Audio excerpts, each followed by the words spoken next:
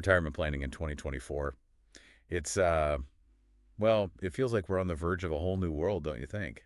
Definitely. Especially with these Secure Act 2.0 changes coming up in 2025. Yeah, Our listeners want to be ahead of the curve. That's why they're here. So let's dive right into this CNET article and break it all down. sounds good. And the real question is, are these changes actually going to make a difference in how people save for retirement? You know? Right, right. I mean, we've all heard those stats about how most people are, well, let's just say not as prepared as they should be. Unfortunately. But maybe, just maybe, this time things will be different. Yeah, we can hope. So what's the first major change we should unpack? Well, automatic enrollment in 401k. It might sound simple, but the potential impact is huge. Yeah, no more dragging your feet or just straight up forgetting to sign up. But walk me through how this auto-enrollment actually works. Sure. So think of it kind of like a gentle nudge in the right direction, right? If you start a new job at a company and they've got a 401k and they've adopted this new system, you're automatically in. You're contributing right off the bat, usually starting somewhere between 3% and 10% of your salary. And the best part is, you don't even have to lift a finger. Although, I'm guessing some people might not be too thrilled about having that money deducted automatically. Oh, of course. You can always opt out. The idea here is to remove that initial hurdle of inaction, not to force people into something they're not ready for. But here's where it gets interesting. A lot of these plans, they're designed to bump up your contribution each year automatically, maybe by 1% or something like that. So you effortlessly ramp up your savings without even realizing it. It's kind of sneaky. I like it. Exactly. Especially for like younger folks who are just starting their careers, they might not have a ton of extra cash, but those small contributions, especially when they're compounded over time, can make a real difference down the road. Compound interest. Gotta love it. It's like the closest thing we have to magic in the finance world. Yeah. Okay, so moving on, let's talk about part-time workers and their access to retirement plans. This is another big one, Ray. Absolutely. I mean, the gig economy is booming. More and more people are working flexible hours, and that traditional 9 to 5 is becoming, less and less common. Right. So this act tries to level the playing field a little bit. Because right now, it's not like all part-time workers are treated equally when it comes to retirement plans. Exactly. So the first Secure Act, the one that took effect in 2021, that lowered the hour requirement for 401k eligibility to 500 hours over 3 years, which before that it was 1,000. Okay. So this new one, Secure Act 2.0, takes it even further and says that any new plans that are established in 2025 or later, part-timers, they're eligible to participate after just 2 years, no matter how many hours they work. Okay, so it's not a complete overhaul for everyone, but it's definitely a big step in the right direction, especially for folks just starting their careers or people who are, working in these more flexible arrangements. Exactly. And it really makes you wonder, will this encourage more people to embrace, freelancing or part-time work, knowing that they don't have to sacrifice their retirement security?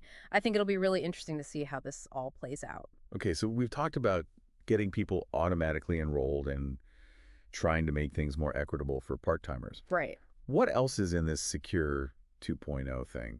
What else is coming down the pike? Well, let's talk about catch-up contributions. Yep. Something that a lot of people find themselves kind of grappling with, especially as they get a little closer to retirement. Yeah, those, oh, I wish I had started saving earlier contributions. Exactly. So let me just cram in some extra cash now. Right. But tell me what's changing with those. So, a couple of key things. For starters, in 2024, the IRA catch-up contribution limit is finally getting tied to inflation, Oh, okay. which is huge because before that, it really rarely changed, which meant that, your ability to save more was kind of being eroded by Yeah. rising prices every year. Inflation. Right. Okay.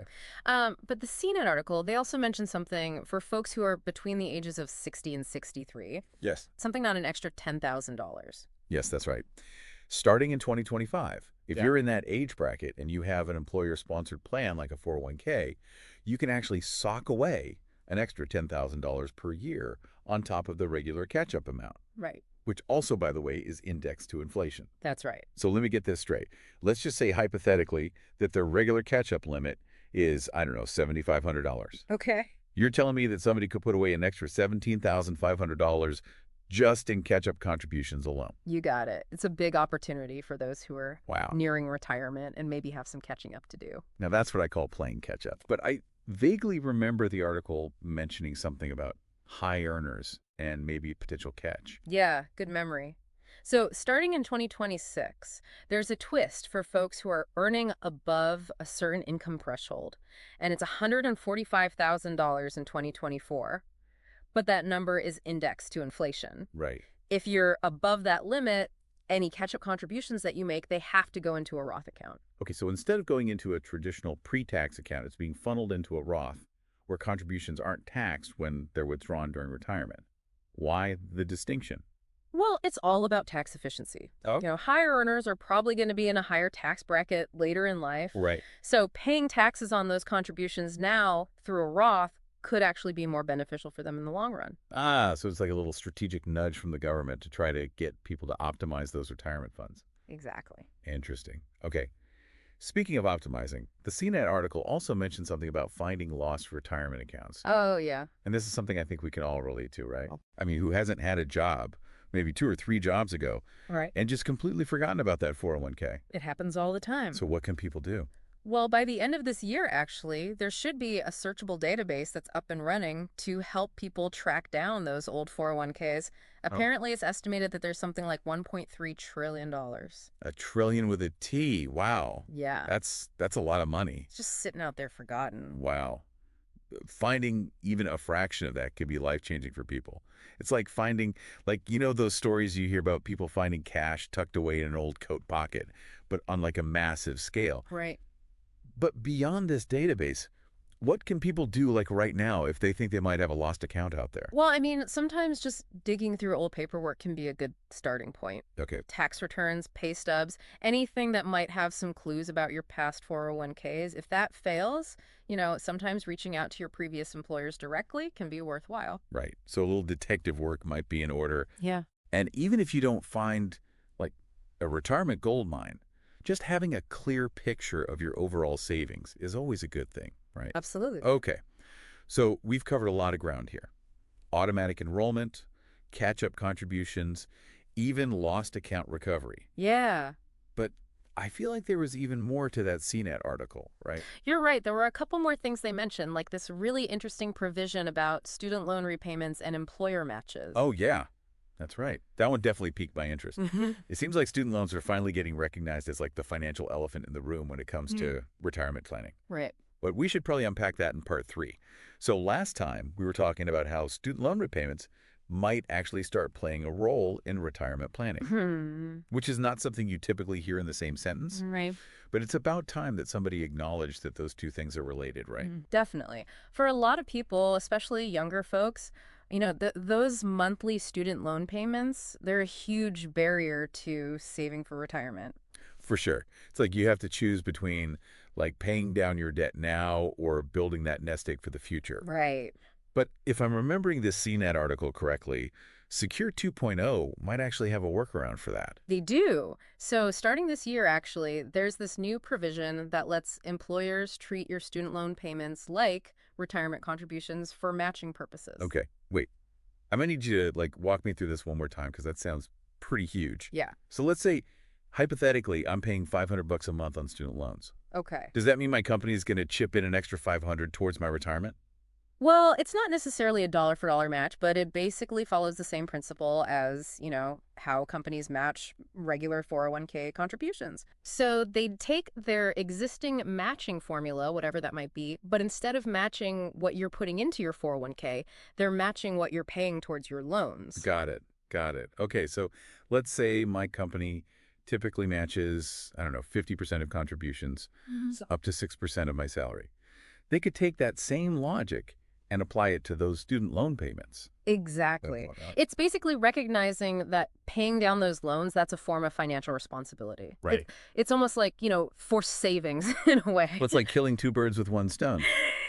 You're tackling that debt, but you're also like passively boosting your retirement savings at the same time. Exactly. This isn't something that like every employer has to do, though. Right. It's not mandatory. It's up Yeah. to each individual company to decide if they want to do this and I guess how they want to implement it.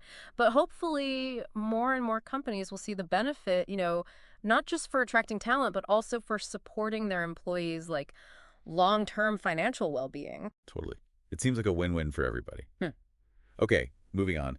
There was one more thing in the CNET article that really caught my eye, and that was the bit about 529 plan rollovers. I Yeah. gotta be honest, that one kind of had me scratching my head a little bit. Chuckles. Yeah. So this one is for all those parents out there who've been really diligently, saving for their kids' education using a 529 plan. Right. And then life happens, right? Maybe their kid ends up getting a scholarship, maybe they decide college isn't for them, or maybe they just end up with leftover funds in the account. And then what happens? Because I know there are like pretty hefty penalties for using that money for something other than education expenses, right? Yeah, you don't want to mess with that. No. But starting this year, you can actually roll over up to $35,000 from a 529 plan into a Roth IRA for the beneficiary. Hold on. From like a college fund to a retirement account? That Yeah. seems like kind of a big jump. I know, right? Seems kind of counterintuitive. But when you think about it, it's a way to avoid those nasty tax penalties and still allow that money to keep growing tax-free. Right. It's for a different goal now. So instead of it just sitting there, or even worse, getting hit with penalties, those funds can still grow, but for retirement instead of tuition. Exactly.